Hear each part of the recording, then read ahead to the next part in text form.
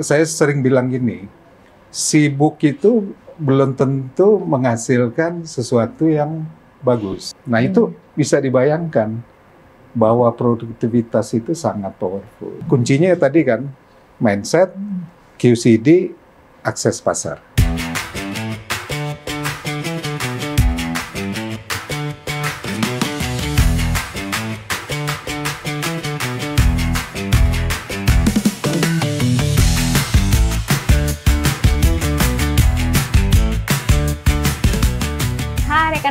Dan sahabat Avanti, balik lagi di sini di episode 5 di podcast Prodigi, produktif, inovatif, dan giat.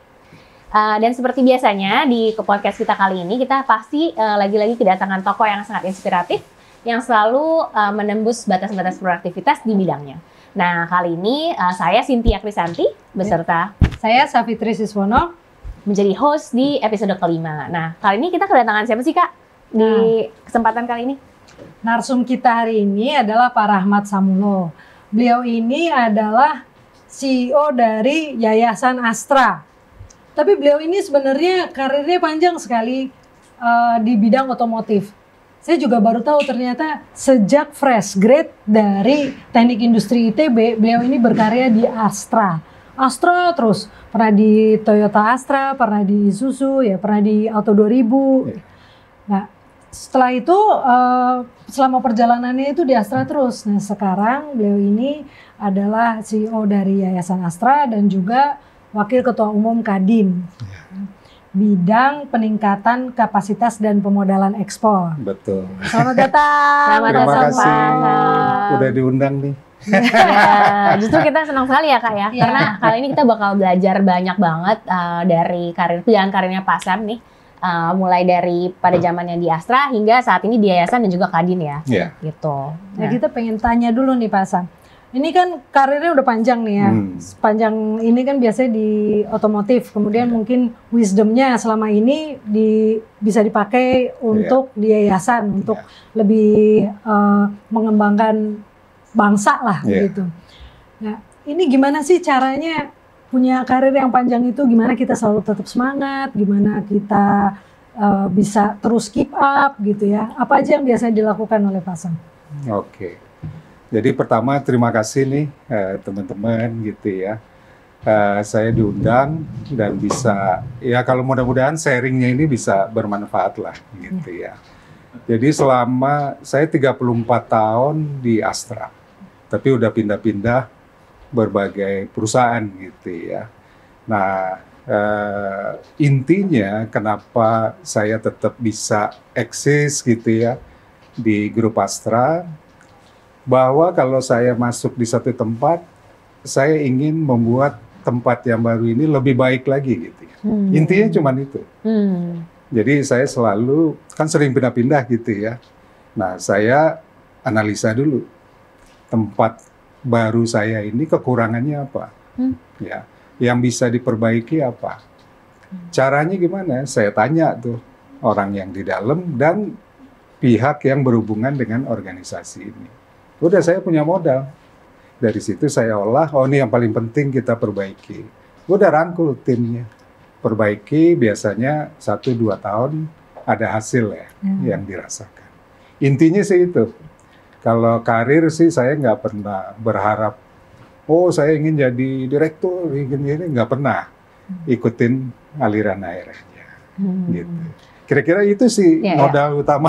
Mindsetnya harus selalu jadi problem solving di tempat baru ataupun lama ya Pak ya konsepnya. Tapi pasti Pak kalau di perjalanan karir Bapak kan permasalahan pasti banyak ya. Nah itu gimana sih caranya Pak supaya bisa memilih mungkin permasalahan yang tepat untuk di-solve pertama kali gitu dan tetap fokus.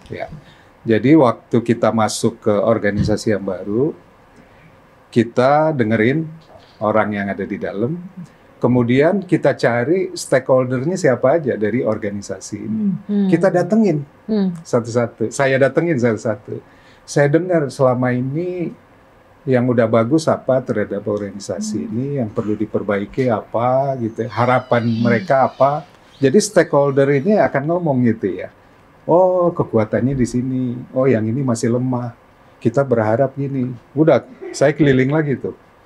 Pokoknya yang ada hubungannya dengan organisasi. Nah, setelah itu ya udah ada di kepala saya.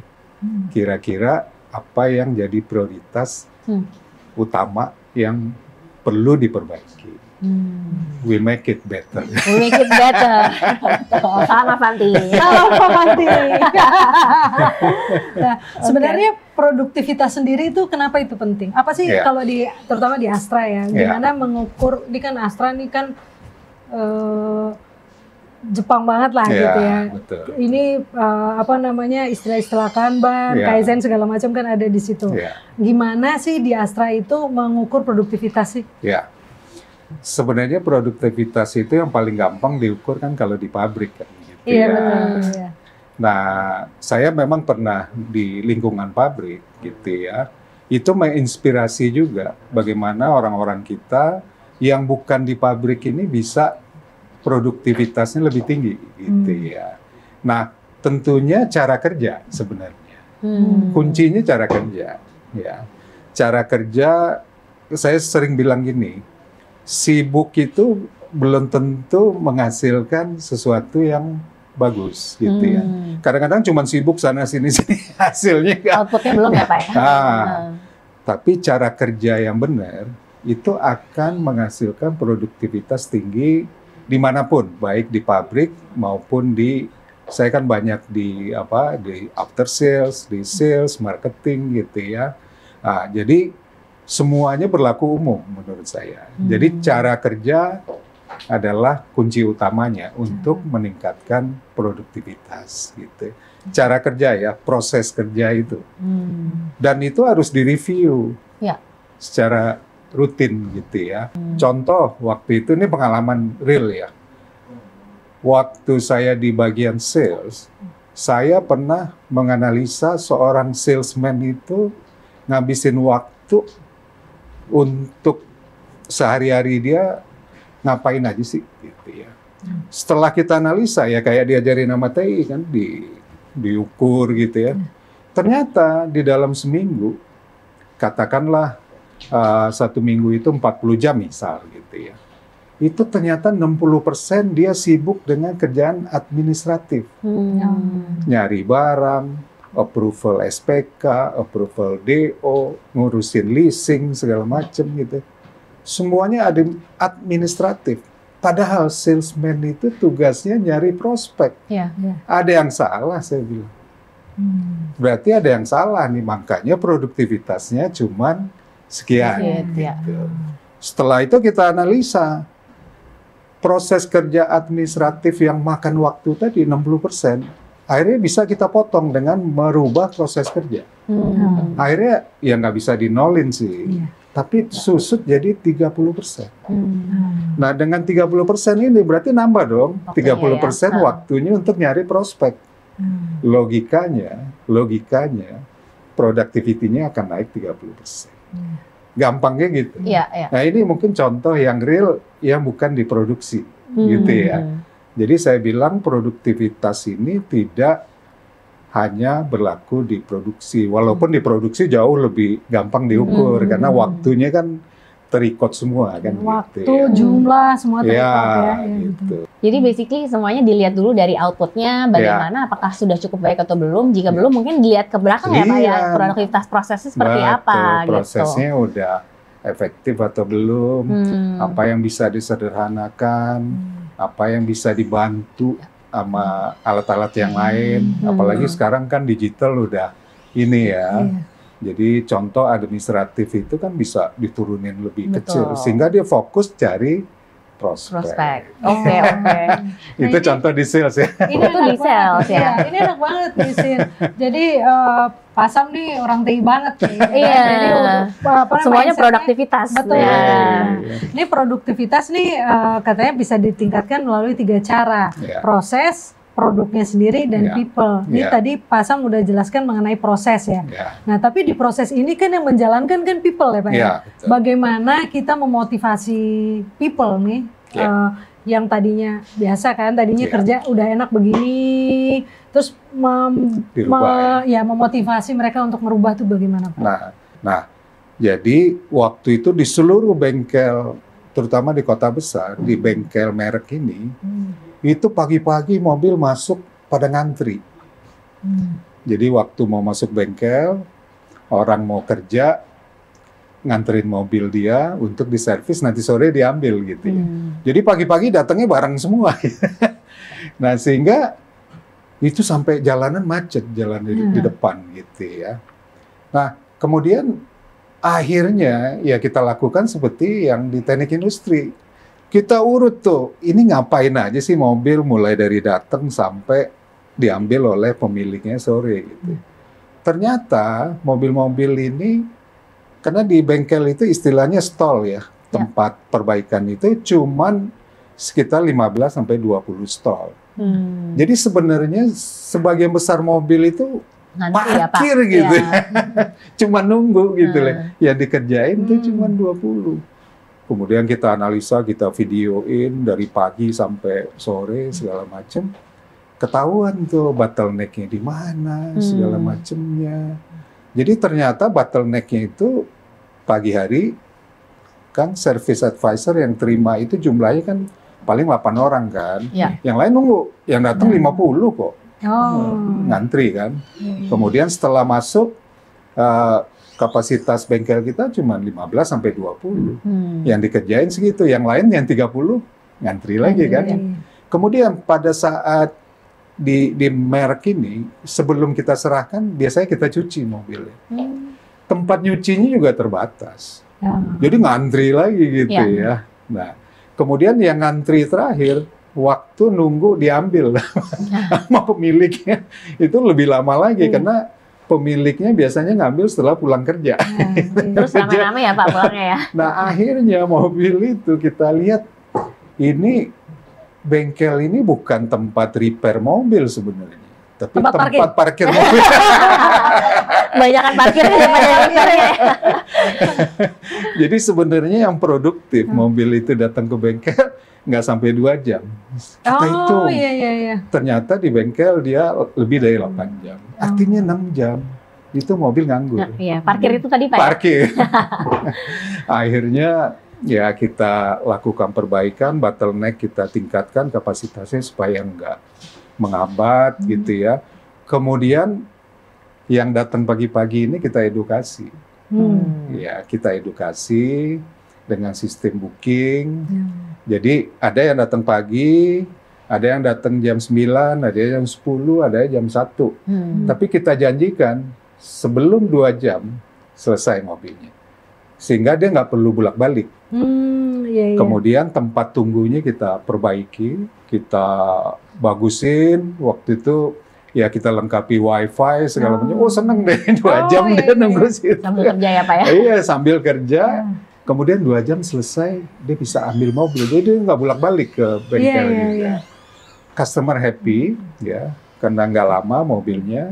Kemudian dia juga bisa sambil kerja, nyaman, bisa ngopi segala macam gitu ya di tempat tunggu. Nah itu perbaikan yang dilakukan. Impact-nya apa ke productivity bengkel? Itu yang dulunya bengkel paling ya in average, istilah kita unit entry.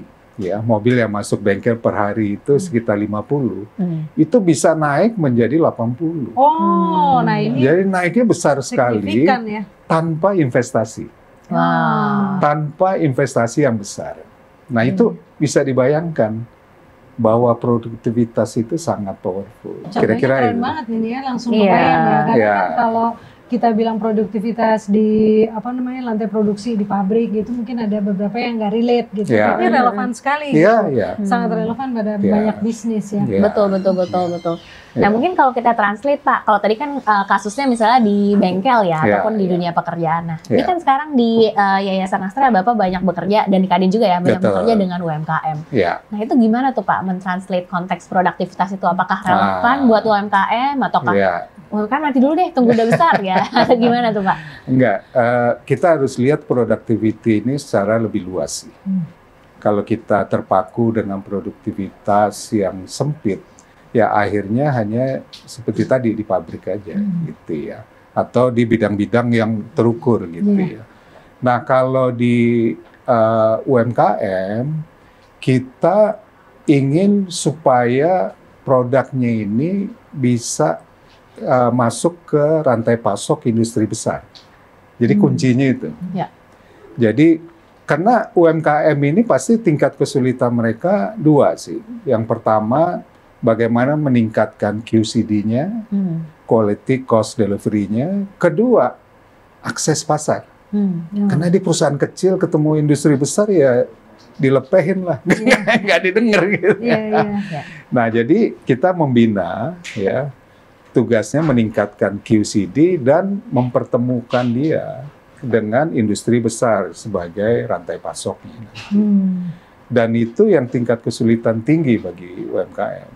Nah, kalau kita udah pertemukan nih dengan industri besar, kita bina supaya dia lebih efisien segala macam, dan standarnya udah masuk ke industri besar, otomatis mereka akan belajar dengan sendirinya. Dengan industri besar ini bagaimana produktivitas dan lain sebagainya meningkat. Tantangan utamanya itu apa, Pak? Apakah mindset atau modal atau cara kerja? Ya. Tantangan utama adalah mentality, mindset. Jadi kalau di Yayasan Astra, YDBA ini kita membina UMKM nggak langsung ke teknikal. Justru yang kita benahi dulu adalah mindset dan mentality. Nah, di kita ada 4 faktor mentality yang harus dipunyai oleh UMKM binaan kita. Yang pertama, dia mau berubah. Kalau nggak mau berubah, ya mohon maaf, kita asesmen semuanya. Kita asesmen, kita lihat ini mau berubah nggak. Nah, itu yang pertama. Yang kedua, mereka ini mau berbagi nggak? Kenapa mau berbagi? Karena kita nggak bisa mengembangkan UMKM satu-satu kan, susah kan gitu ya. Kita kembangkan satu, ini saling menularkan. Yang berhasil harus bantu yang lain. Nah, makanya mau berbagi. Kedua, dia komit nggak dengan QCD tadi? Karena kita akan perkenalkan dengan rantai pasok industri besar gitu ya. Komit nggak dia? Kalau nggak kan malu-maluin juga kan. Kemudian terakhir konsisten nggak? Karena bisa aja komit di awal, seterusnya naik turun gitu ya QCD-nya. Nah, jadi di awal sebelum kita bina, kita asesmen dulu UMKM ini sehingga kita tahu kira-kira mereka punya nggak mentality ini, basicnya ya. Kalau punya kita bina. Makanya sebagian besar berhasil. Karena kita udah tahu dari awal mentalitinya ini kuat gitu ya untuk menjamin kesuksesan. Jadi hari ini ada 20 cabang Yayasan Astra di seluruh Indonesia. Jadi kita nggak remote dari Jakarta. Nah, jadi kita hadir di situ, buka kantor, taruh orang supaya pendampingannya itu efektif. Karena biasanya kalau tanpa pendampingan jadi knowledge saja kan. Jadi bisa belajar dari YouTube kali ya Pak ya, kalau zaman sekarang ya. Yang powerfulnya itu pendampingan. Jadi apa yang dikasih materi ini harus dia terapkan gitu ya. Kita kawal. Gitu UMKM banyak sektor apa Pak sekarang? Kita ada 4 sektor sejauh ini. Pertama manufaktur. Nah, manufaktur kita linkkan dengan industri di Astra, rantai pasok. Kedua, bengkel umum, roda 4. Karena roda 4 kan Astra terkenal dengan otomotifnya. Biasanya kalau mobil baru sampai warrantinya habis, biasa dia masuk ke bengkel resmi kan. Gitu. Tapi setelah itu nanti kita tangkap di bengkel binaan kita. Supaya mobil-mobil Astra ini tetap terjamin gitu ya kualitasnya. Yang ketiga, kuliner dan kerajinan gitu ya. Dan yang terakhir, pertanian yang memberi nilai tambah. Jadi bukan pertanian yang umum gitu ya. Contohnya dulunya mungkin anorganik jadi organik gitu ya. Jadi yang ada nilai tambahnya. Pendampingan apakah teknis-teknis ya tadi ya, mental teknis-teknis atau sampai ke membantu untuk mereka ekspor dan lain sebagainya? Ya, kalau pemasaran pasti, akses pasar pasti kita dampingi. Technical pasti, mentality pasti, kemudian QCD pasti ya tadi ya, QCD, packaging segala macam itu pasti kita dampingi. Dan kita istilahnya itu total solution.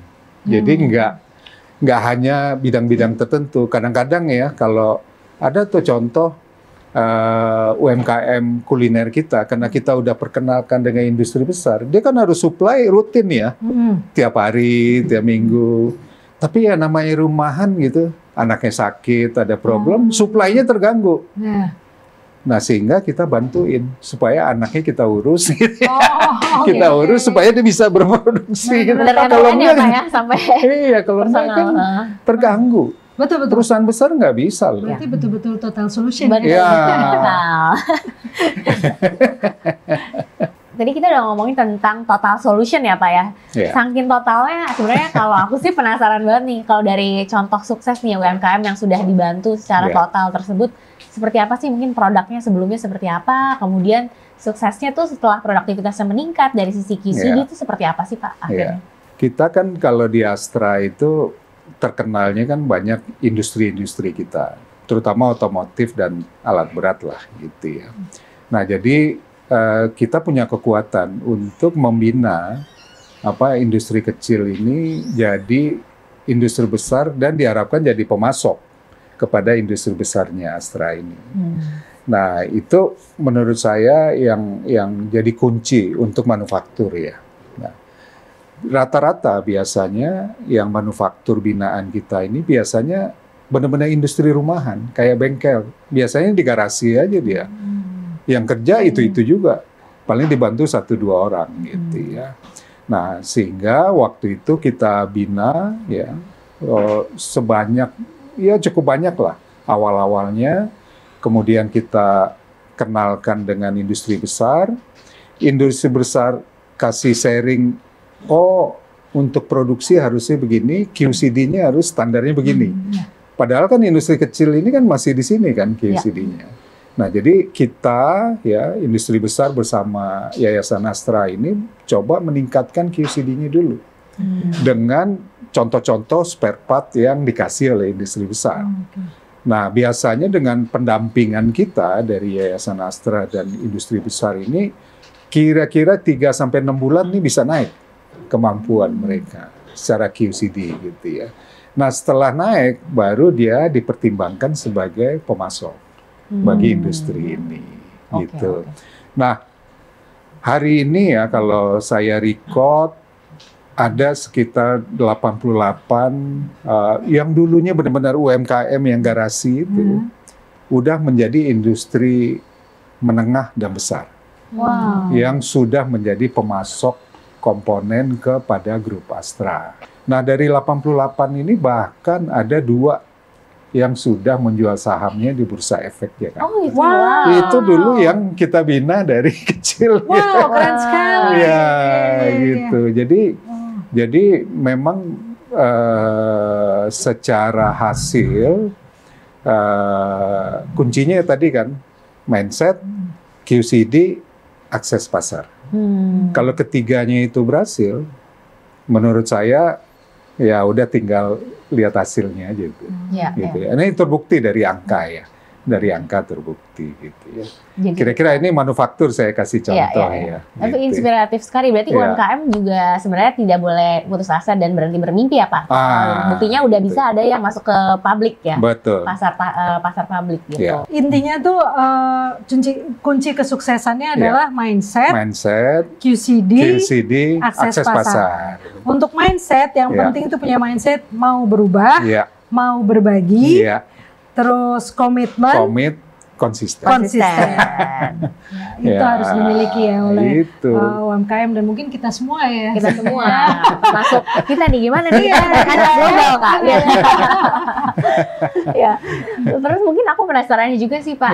Kalau produktivitas kan sebenarnya biasanya sangat dekat dengan gimana cara kita improve apa yang sudah ada ya Pak. Kayak dengan improvement business as usual. Tapi gimana caranya supaya kita tetap meningkatkan produktivitas tapi tidak lupa dengan inovasi. Karena kan inovasi kan biasanya menghancurkan ritme tuh ya Pak.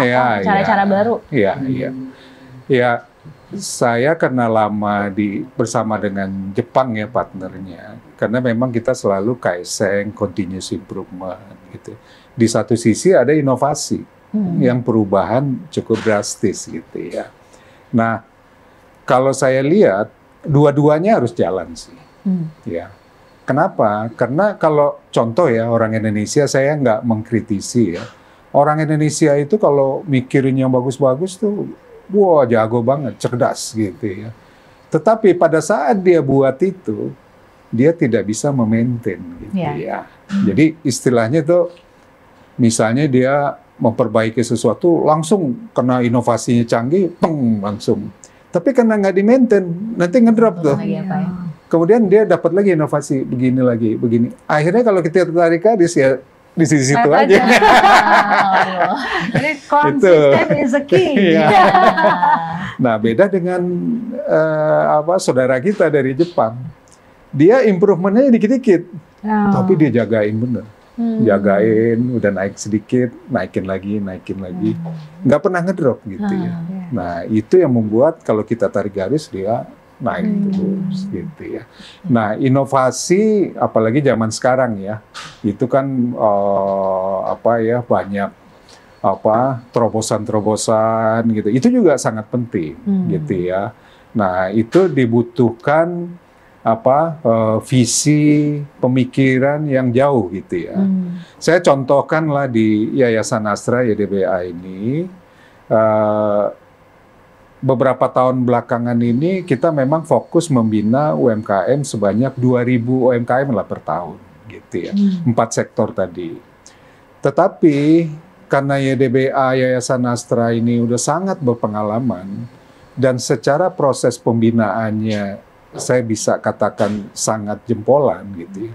Kenapa Yayasan Astra YDBA ini nggak menjadi gurunya guru gitu ya. Artinya kita ingin membina pembina UMKM. Oh iya. Nah, jadi supaya penerima manfaat ini jauh lebih gede gitu ya, lebih besar gitu ya. Kalau kita bina langsung kan cuma 2.000 kapasitas kita. Tetapi kalau kita membina ya, pembina UMKM di Indonesia yang mungkin belum terlalu berpengalaman, itu dampaknya kan gede. Mungkin dia punya 100, ini 100, kita bina 10 aja udah 1.000 dapat. Multiplier effect ya Pak ya. Cuman saya bilang sama teman-teman saya nggak mau yang kita bina ini hanya berhenti sebagai knowledge. Tapi saya pengen apa yang kita lakukan itu benar-benar diterapkan. Jadi pembinaan kita ke pembina ini harus ada proses PDCA-nya. Harus ada monitoring. Gitu. Kalau enggak tinggal jadi pengetahuan aja gitu ya. Percuma di Indonesia kan banyak ya orang pinter tapi nggak bisa mengeksekusi. Gitu. Betul. Justru nggak usah pinter-pinter lah gitu ya, tapi eksekusinya jalan. Gitu. Kira-kira itu lah. Untuk rekan Aker dan sahabat PDCA apa? Ya, PDCA atau apa ya, tebak-tebakan. PDCA. Apa kayaknya? Plan, do, check, action. Itu dia. Itu circle. Iya, Jadi circle. cuma satu kali aja tapi kayak berputar. Muter gitu. terus dia. Jadi untuk teman-teman kita, produktivitas itu penting banget ya. Untuk meningkatkan produktivitas itu penting banget dan harus selalu dilakukan. Yang penting itu continuous improvement lah ya. Improvement kecil-kecil tapi konsisten terus. Untuk menjadi bisnis ataupun orang yang sukses, kita perlu mindset, terus QCD, dan akses pasar. Nah, untuk mindset yang perlu dijaga itu adalah kemauan untuk berubah, kemauan untuk berbagi, komitmen dan juga konsisten. Nah, penting banget ini konsisten karena orang banyak yang lag di situ. Ya. Sebelum kita akhiri nih Pak, kita main this or that ya. Jadi ini atau itu. Ini harus dijawab dalam snap gitu. Nggak boleh terlalu dipikir. Oh gitu. Waduh, susah nih. Siapa? Nah, Cynthia mau duluan apa aku duluan? Mana nih ya? Kita pilih dulu nih Pak, biar seru. Oke. Oh ya, aku dulu deh. Oke. Growth atau profit? Growth. Kenapa? Ya, karena growth itu udah ujungnya profit. Oke. Oke, aku kali ya. Ya. Membina UMKM atau membuat bisnis sendiri? Membina UMKM. Kenapa tuh Pak? Karena dampaknya lebih banyak kepada orang banyak. Kalau bikin bisnis sendiri, ya mungkin buat diri sendiri aja. Terima kasih Pak Sam udah Terima ngobrolnya hari kasih. ini, banyak banget Ya. insight dan pelajaran yang kita dapat Ya. hari ini, terutama mengenai produktivitas. Oke. Terima kasih untuk rekan Akar dan juga sahabat Avanti sudah menonton podcast kami ini. Jangan lupa subscribe, like, komen, dan juga share dari YouTube dan Instagramnya Kemnaker dan juga IATI ITB atau Avanti ITB. Terima kasih semuanya. Salam Avanti. Yeah. Salam Avanti, sampai Begini jumpa ya. lagi rekan Naker, sahabat Terima Avanti. kasih.